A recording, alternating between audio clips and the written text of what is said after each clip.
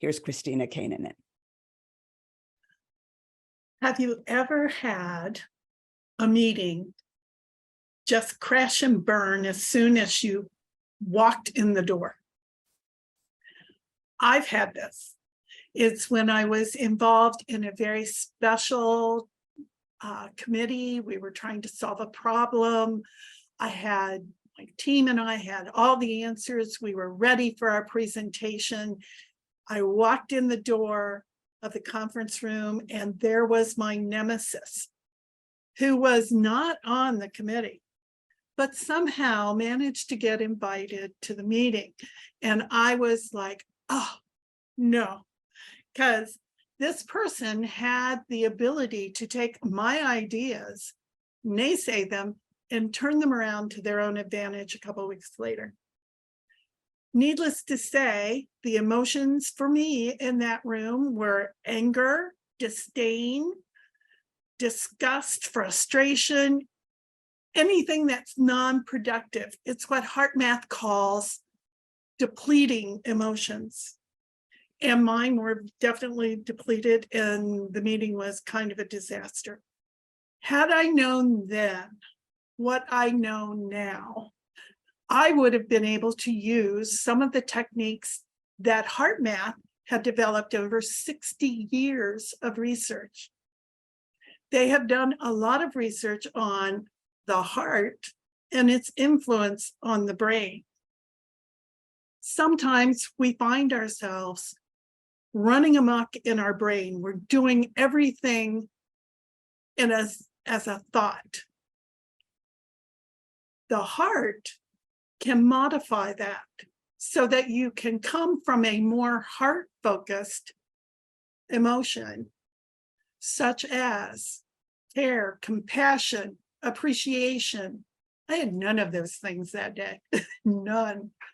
It also, the technique that I want to teach you about today will give you the ability to have a pause in your reactions. And in that pause, you have a point of decision to make. You can turn your emotions around from the negative to the positive and the supportive, which is very important in today's world. The technique that I'm going to teach you is called heart-focused breathing. It is a very simple technique. It is the basis for all of the techniques that HeartMath has developed for different things, like communication or problem solving. They're expanding their research now to look at global, how we can connect through the heart globally to one another. And it's the basis. You do this first. You can do it anywhere. You can do it while driving your car. You can do it so your mother-in-law never knows that you're doing it when you're having a conversation with her. It's simple, it's easy, it's effective. And I'd like for you to join me as I show you or walk you through what is called heart-focused breathing.